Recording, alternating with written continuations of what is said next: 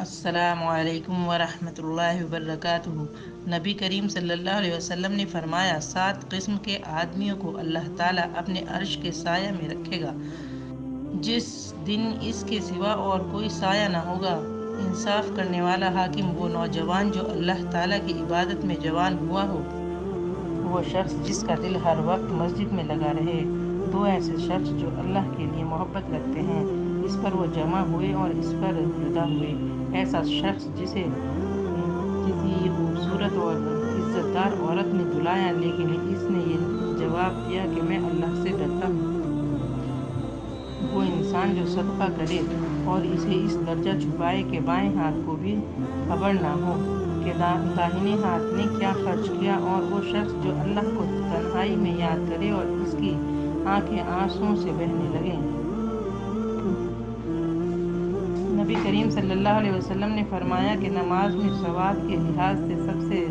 بڑھ کر وہ شخص ہوتا ہے جو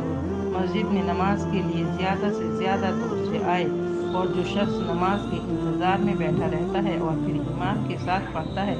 اس شخص سے اجر میں بڑھ کر ہے جو پہلے ہی پڑھ کر سو جائے۔ انس بن مالک رضی اللہ عنہ نے بیان کیا کہ بنو سلمہ والوں نے یہ ارادہ کیا کہ اپنے مکان جو مسجد سے دور تھے چھوڑ دیں اور نبی کریم صلی اللہ علیہ وسلم کے قریب آ رہے ہیں تاکہ باجماعت کے لیے مسجد نبوی کا ثواب حاصل ہو۔ لیکن نبی کریم صلی اللہ علیہ وسلم کو مدینے کا اجاڑ دینا برا معلوم ہوا۔ آپ نے فرمایا کہ تم لوگ اپنے قدموں کا ثواب نہیں چاہتے؟